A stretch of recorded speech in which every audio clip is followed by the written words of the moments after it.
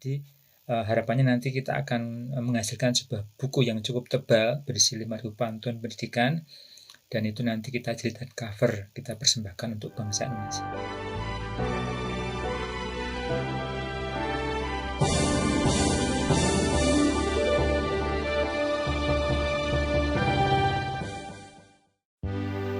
Selamat berjumpa kembali Bapak Ibu dengan komunitas guru menulis.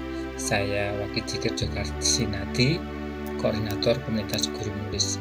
Nah, kali ini saya ingin memperkenalkan sebuah proyek yang sedang diadakan oleh komunitas guru menulis, yakni 5.000 pantun pendidikan atau proyek penulisan dan penerbitan 5.000 pantun pendidikan. Bapak Ibu, 5.000 pantun ini cukup banyak. Harapannya dengan proyek ini kita semua bisa melestarikan warisan budaya Nusantara dan menyumbangkan sebuah persembahan yang berharga bagi bangsa Indonesia dalam bentuk buku yang cukup tebal, jadi cukup keren. Itu akan menjadi persembahan kita bagi bangsa Indonesia. Isinya adalah pantun pendidikan, bukan pantun yang lain. Artinya, kita ingin menyampaikan pesan-pesan pendidikan kepada seluruh anak bangsa dalam bentuk pantun. Jadi harus pantun pendidikan, bukan yang lain. Nah, apa itu pantun Bapak Ibu? Kalau kita baca referensi misalnya di Wikipedia dikatakan bahwa pantun merupakan salah satu jenis puisi lama yang sangat luas dikenal dalam bahasa-bahasa Nusantara. Pantun berasal dari kata patuntun, dari bahasa Minangkabau yang artinya penuntun. Nah, di sana dicatat bahwa pantun memiliki nama lain di dalam bahasa-bahasa daerah yang lain. Misalnya dalam bahasa Jawa dikenal istilah parian, kemudian bahasa Sunda juga dikenal istilah paparian, dan dalam bahasa Batak pantun dikenal dengan sebutan empasa. Bapak Ibu, lazimnya pantun terdiri dari 4 larik atau 4 baris. Tiap larik terdiri antara 8 sampai 12 suku kata bersaja akhir dengan pola ABAB atau AAAA. Bapak Ibu, sekali lagi ini adalah lazimnya. Nah, ada pertanyaan, apakah harus maksimal 12 suku kata? Nah, kalau bisa diusahakan seharusnya demikian Bapak Ibu. Jadi usahakan pantun yang kita buat per lariknya, per barisnya terdiri dari 8 sampai 12 suku kata. Nah, kenapa harus 12 suku kata? Ya ini kan lazimnya ya Bapak Ibu. Jadi biasanya orang bikin pantun itu ya panjangnya sekian itu, tidak terlalu panjang ya. Nah, kenapa? Kemungkinan begini. Jadi karena pantun ini merupakan tradisi lisan, nah kita bisa bayangkan jika per lariknya ini terlalu panjang, mungkin tidak nyaman lagi untuk disampaikan secara lisan. Jadi menurut kelasiman, pantun itu per lariknya terdiri dari 8 sampai 12 suku kata. Nah, Bapak Ibu, saya harap bahwa kelasiman tadi yang antara 8 sampai 12 suku kata tidak usah menghambat kita di dalam membuat pantun. Jadi misalnya Bapak Ibu membuat pantun dan ternyata per lariknya itu ternyata lebih dari 12 suku kata, dan ketika mau diubah salah satu katanya supaya menjadi 12 kata menjadi tidak indah, ya apa boleh buat, tetap saja silahkan dipertahankan lebih dari 12 kata, silahkan, tidak apa-apa. Tapi begini, mari kita gunakan kesempatan ini bagi kita, batasan ya, semacam batasan ini kita gunakan kesempatan ini bagi kita untuk mengeksplorasi kekayaan bahasa kita. Kan pasti Bapak Ibu sebetulnya menggunakan kata-kata itu ya hanya itu saja. Nah, mari pada kesempatan ini mari kita mengeksplorasi kekayaan bahasa kita. Kita coba gunakan kata-kata yang lain yang mungkin selama ini kita jarang sekali menggunakannya. Nah, Bapak Ibu, misalnya kita sudah buat pantun yang ternyata lariknya cukup panjang, per barisnya panjang dan lebih dari 12 kata, kita coba cari kata lain sebagai pengganti atas kata tersebut yang lebih pendek. Nah, untuk itu Bapak Ibu bisa menggunakan Thesaurus Bahasa Indonesia. Nah, linknya ada di sini, Bapak Ibu bisa juga cek di deskripsi. Jadi misalnya Bapak Ibu membuat pantun yang terlalu panjang, Bapak Ibu bisa coba eksplorasi. Misalnya kata tantangan begitu ya, itu Bapak Ibu masukkan di Thesaurus, lalu di situ akan menyajikan alternatif kata ya, yang artinya kurang lebih sama. Nah, jadi silahkan Bapak Ibu coba menggunakan fasilitas Thesaurus Bahasa Indonesia untuk mencari kata-kata yang mungkin bahkan lebih indah, lebih ringkes begitu, sehingga kita bisa membuat pantun yang memang sesuai dengan kelasiman. Nah, ini per lareknya antara 8 sampai 12 kata, tetapi sekali lagi ini adalah kelasiman, bukan mutlak. Jadi seandainya pun terpaksa Bapak Ibu membuat pantun dengan jumlah kata per lareknya lebih dari 12, apa boleh buat, tidak apa-apa, tetap saja dibuat. Yang penting di sini kaidah-kaidah yang lainnya tidak dilanggar, yakni tadi rimanya ABAB atau AAA. Nah, Bapak Ibu, jenis pantunnya adalah pantun pendidikan. Nah, di Wikipedia disebutkan bahwa ada beberapa jenis pantun, ada misalnya pantun adat, pantun agama, pantun budi, pantun jenaka, pantun kepahlawanan, pantun percintaan, kemudian pantun peribahasa, pantun perpisahan, pantun teka-teki. Nah, tidak ada dikatakan di sana pantun pendidikan, ya. Jadi, ya benar, memang pantun pendidikan tidak disebutkan menjadi salah satu jenis pantun, tetapi yang dimaksud di sini adalah jenis pantunnya bisa macam-macam, tetapi isinya mengenai pendidikan. Jadi Bapak Ibu bisa saja buat pantun adat tetapi isinya pendidikan, kan bisa. Atau misalnya pantun agama. Kalau pantun agama, ya saya yakin mesti isinya pendidikan karena mengajarkan hal yang baik, itu berarti pendidikan. Pantun budi jelas ini pantun pendidikan karena mengajarkan budi pekerti. Pantun jenaka. Nah, menarik kalau Bapak Ibu bisa membuat pantun jenaka tetapi isinya pendidikan, itu sangat menarik nanti ya. Pantun kepahlawanan bisa juga pantun kepahlawanan tetapi muatannya pendidikan, kan sangat bisa. Mungkin diambil dari sisi keteladanannya misalnya. Pantun percintaan bahkan kita mungkin bisa juga mendidik lewat pantun percintaan. Mungkin memberikan kaidah-kaidah percintaan yang baik seperti apa, itu kan juga pendidikan. Pantun peribahasa, nah bisa. Kita juga bisa menggunakan pantun peribahasa untuk menyampaikan pesan-pesan pendidikan. Pantun perpisahan bahkan juga bisa. Pantun teka-teki, apalagi kita bisa menggunakan semua jenis pantun tadi untuk menyampaikan pesan-pesan pendidikan, sehingga kita sebutnya karya kita nanti adalah pantun pendidikan, 5.000 pantun pendidikan.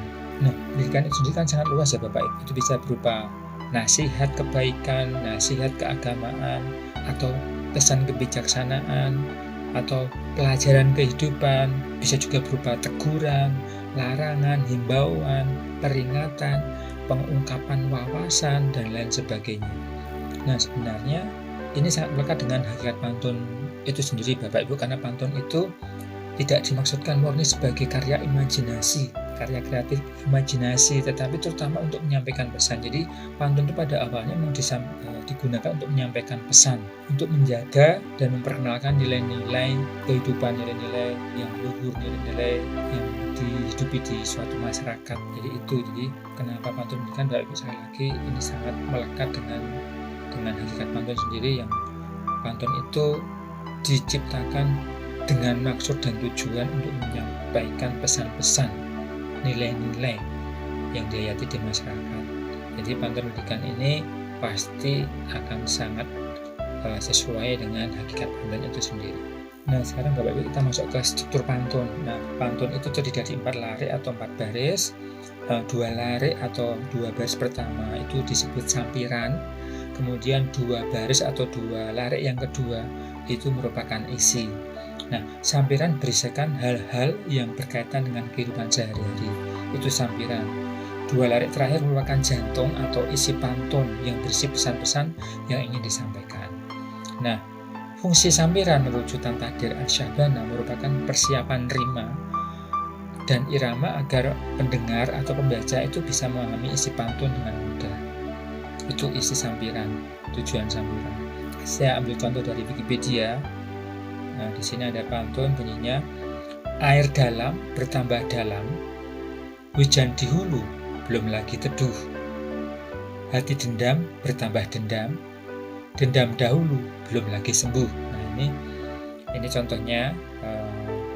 Jadi kita lihat ini ada 4 larik, terdiri dari 2 baris pertama itu disebut sampiran, 2 baris kedua disebut isi atau pesan. Bapak Ibu bisa lihat di sini sampiran 2 baris, yakni air dalam bertambah dalam, hujan di hulu belum lagi teduh. Kemudian isinya hati dendam bertambah dendam, dendam dahulu belum lagi sembuh. Di 2 baris terakhir Bapak Ibu adalah pesannya, isinya, sedangkan 2 baris yang pertama adalah sampiran. Nah, 2 larik pertama merupakan sampiran yang menyiapkan pendengar atau pembaca untuk menerima pesan yang ingin disampaikan di 2 larik berikutnya. Nah, contoh ini sangat bagus Bapak Ibu. Kalau Bapak Ibu amati, antara sampiran dan isi itu ada kesamaan cara berpikir atau kesamaan logika. Sampiran berisi sesuatu yang sudah banyak ditambah lebih banyak lagi. Jadi air dalam bertambah dalam, air dalam bertambah dalam. Hujan dulu belum lagi teduh. Jadi pasti airnya tambah dalam gitu. Itu sampirannya. Lalu isinya sama, pesannya sama. Hati dendam bertambah dendam, dendam dahulu belum lagi sembuh. Jadi ini pantun ini sangat bagus, antara sampiran dan isinya ini ada pola yang sama, pola cara berpikir yang sama. Ini bagus sekali Bapak Ibu. Nah, kalau bisa Bapak Ibu silakan buat pantun yang seperti ini kalau bisa. Kalau tidak juga tidak harus seperti ini, tapi kalau bisa akan sangat baik.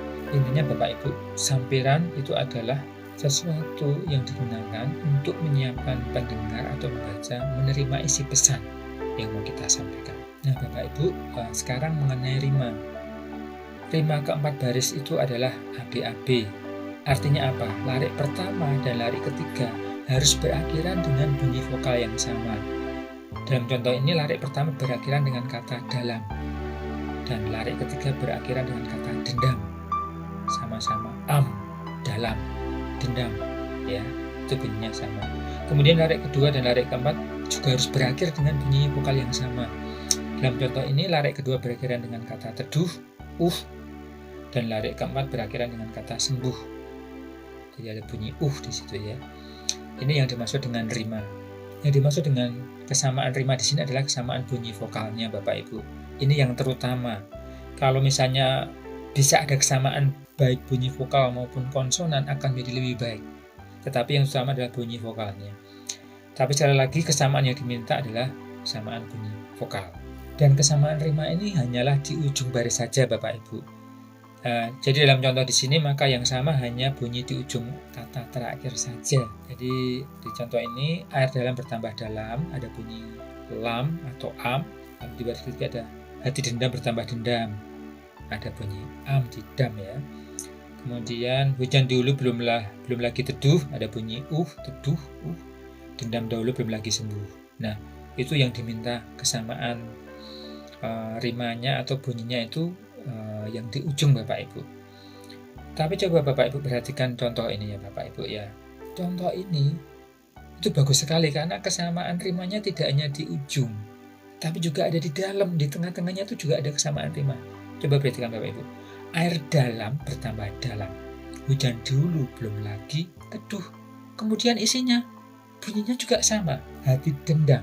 Ini kan dalam nih. Di sampiran ada air dalam, di isinya ada hati dendam. Jadi ini ada kesamaan rima. Bertambah dendam. Dendam dahulu belum lagi sembuh.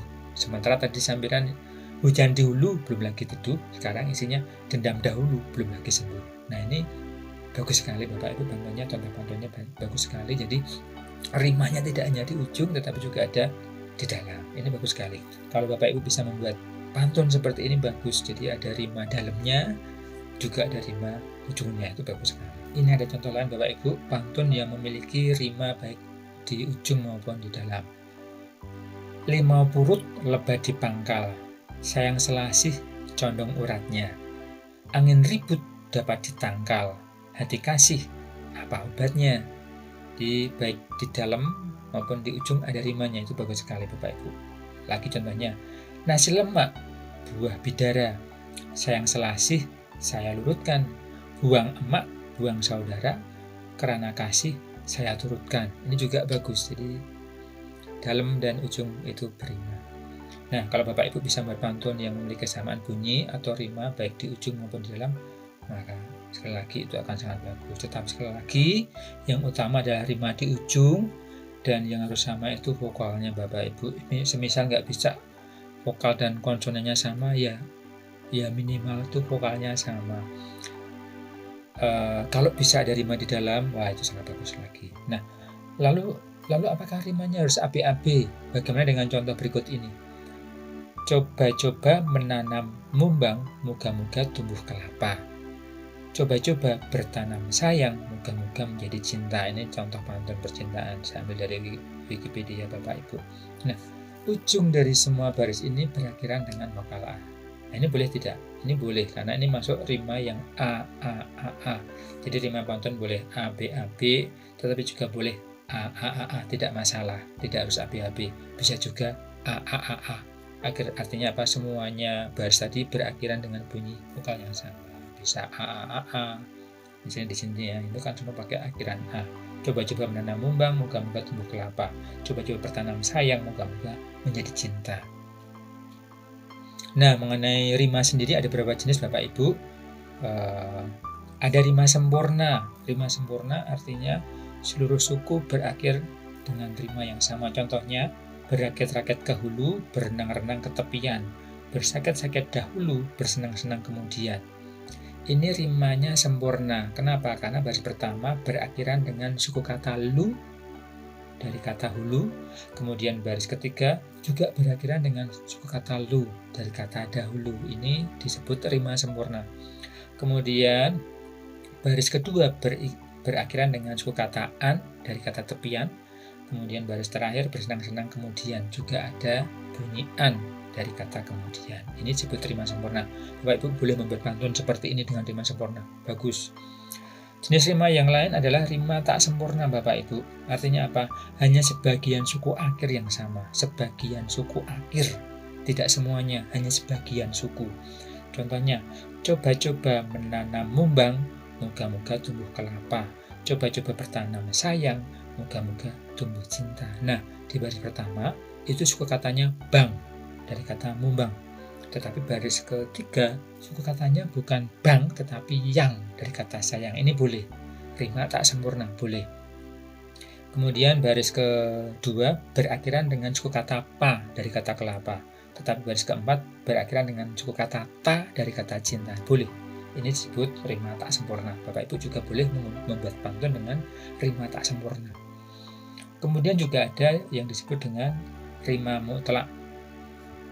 Seluruh kata itu berima, seluruh kata, tidak hanya ujung kata atau suku kata terakhir, tapi seluruh kata. Contohnya ini, mendatang-datang jua, kenangan masa lampau, menghilang muncul jua, yang dulu sinau silau. Nah ini Bapak Ibu, baik baris pertama maupun baris ketiga ini menggunakan kata yang persis sama, yaitu jua. Ini disebut rima mutlak. Itu boleh. Jadi kalau menggunakan rima mutlak juga boleh. Ini disebut rima mutlak. Jadi memang tidak hanya suku katanya atau suku kata terakhirnya yang sama, tetapi memang katanya sama. Itu yang disebut dengan rima mutlak. Kemudian juga ada yang disebut dengan rima terbuka. Nah, rima terbuka maksudnya apa? Suku kata terakhir di baris itu berakhiran dengan vokal tanpa ada penutup konsonan. Ini disebut rima terbuka. Contohnya, sayangkan kain, buangkan baju. Karena baju panjang 5. Sayangkan lain, buangkan aku, karena aku dagang yang hina. Nah, ini semua barisnya itu berakhiran dengan vokal terbuka. Tidak ada ditutup dengan konsonan. Ini disebut dengan rima terbuka. Kemudian ada rima tertutup Bapak Ibu. Rima tertutup, kalau tadi yang terbuka, ini berarti suku kata terakhirnya itu diakhiri dengan konsonan. Contohnya, ketua-ketua raja duduk, jangan ditimpa papan. Diketahui ganja itu mabuk, apakah sebab? Maka dimakan. Jadi, baris pertama itu suku katanya berakhiran dengan duk, ya, bunyi duk dari kata duduk. Kemudian baris ketiga diakhiri dengan suku kata buk dari kata mabuk. Kedua-duanya ada konsonan penutupnya, tetapi vokalnya tetap sama Bapak Ibu ya. Baris kedua jangan ditimpa papan, pan. Kemudian apakah sebab? Maka dimakan, kan. Jadi ada ini suku kata terakhirnya itu tertutup bukan terbuka. Ini yang disebut dengan rima tertutup. Nah, Bapak Ibu boleh menggunakan semua jenis rima yang sudah saya sampaikan. Silakan pilih mau yang manapun boleh. Mau dicampur juga boleh. Jadi ada yang sempurna, ada yang mutlak, ada yang terbuka, ada yang tertutup. Silahkan, tidak apa-apa. Boleh AB-AB, boleh AA, tidak soal. Nah, sekarang mengenai sampiran Bapak Ibu. Nah, tadi kita sudah sampaikan bahwa pantun itu semacam media untuk menyampaikan pesan-pesan nilai kehidupan, nilai kebudayaan, untuk memperkenalkan nilai budaya. Nah, saya mengajak Bapak Ibu untuk kalau bisa, sekali lagi kalau bisa Bapak Ibu, kita gunakan sampiran itu untuk memperkenalkan kekayaan alam dan budaya Indonesia. Maksudnya apa? Langsung aja ke contoh Bapak Ibu. Ini saya ambil dari pantun kiriman Ayu Febrina Dewi Setior ini. Danau Maninjo airnya tenang, tempat yang indah untuk wisata. Jika ingin jadi pemenang, teruslah berusaha dan berdoa. Nah, Bapak Ibu, ini sampirannya. Danau Maninjo airnya tenang, tempat yang indah untuk wisata. Maksudnya seperti ini. Jadi gunakan sampiran untuk memperkenalkan kekayaan budaya dan alam Indonesia. Kemudian contoh yang lain, ini dari Elizabeth Sriartati. Diserang dibangun bendungan, sindang heula untuk airi lahan. Daripada mengutuki keadaan, lebih baik memperkaya kepintaran. Nah, lewat pantun ini Elizabeth Sriartati ingin memperkenalkan sindang heula yang dibangun di Serang. Misalnya seperti ini. Kemudian wayang menak berasal dari Kudus, diciptakan oleh Ki Trunadipura. Jika mengatur diri saja tak becus, bagaimana kau kan raih cita-cita? Nah, sampiran ini digunakan untuk memperkenalkan wayang menak. Maksudnya seperti ini. Jadi kurang lebih seperti Bapak Ibu, silakan gunakan sampiran untuk memperkenalkan kekayaan alam dan budaya Indonesia kepada pembaca kita. Tetapi catatannya Bapak Ibu, datanya valid ya. Jadi memang itu ada di sana. Jangan mengarang-arang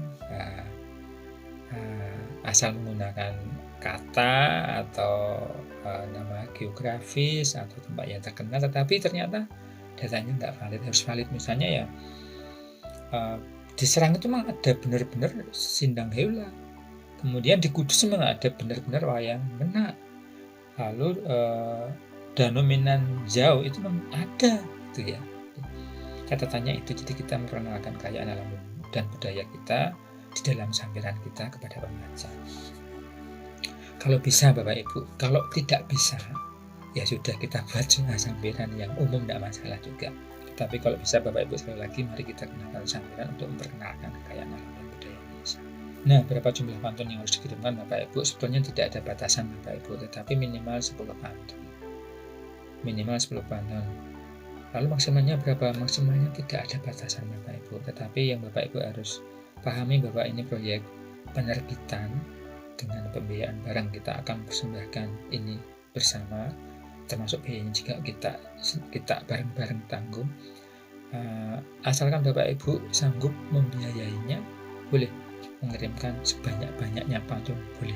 Nah, mengenai ketentuannya Bapak Ibu bisa cek di tautan yang kami cantumkan di deskripsi. Soal pembiayaannya dan seterusnya ada di sana, silakan Bapak Ibu pelajari. Demikian penjelasan singkat yang bisa saya sampaikan Bapak Ibu. Silakan segera kirimkan pantun Bapak Ibu ke email yang tertera dalam deskripsi, yakni ke terbitkanbuku@gmail.com. Mari kita lestarikan warisan budaya Nusantara, yakni pantun Bapak Ibu, dengan konten-konten pendidikan, nasihat, himbauan, wawasan, dan lain-lain sebagai sumbangan kita kepada bangsa ini. Dalam bentuk penghargaan kita terhadap warisan budaya, kita akan persembahkan pantun-pantun kita dalam sebuah buku yang representatif, cukup tebal, dan dijilid hardcover. Demikian Bapak Ibu, saya tunggu kiriman pantun-pantun Bapak Ibu. Sampai jumpa. Salam literasi.